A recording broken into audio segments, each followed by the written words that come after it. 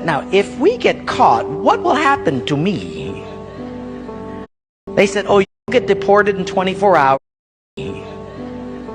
They said, oh, you'll get deported in 24 hours and we'll go to prison for 3 years.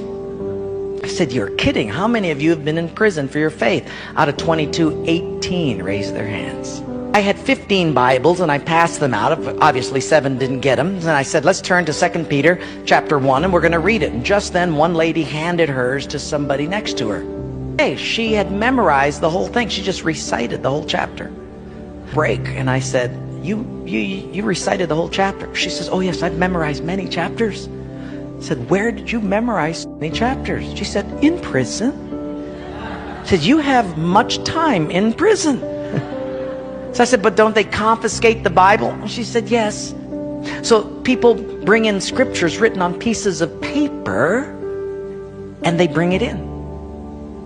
So I said, but then if they find that piece of paper on you, won't they confiscate that? She said, oh yes, that's why you memorize it as fast as you can. Because even though they can take the paper away, they can't take what's hidden in your heart. And when it was done, I said, how can I pray for you? I'm going to go back to America. You guys have been just so wonderful. How can I pray for you? They said, you know, Wayne, you guys can gather like this whenever you want to in America. We can't. Could you pray that one day we'll be just like you? And I looked at him and I said, I will not do that. Big incredulous eyes looked at me and they said, why?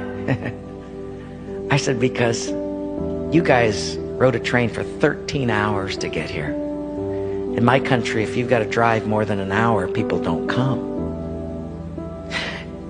You sat on a wooden floor for 3 days. In my country, if people have to sit more than 40 minutes, they leave. You sat not only here for 3 days on a hard wooden floor, but you did it without air conditioning. In my country, if it's not padded pews and air conditioning, people don't often come back.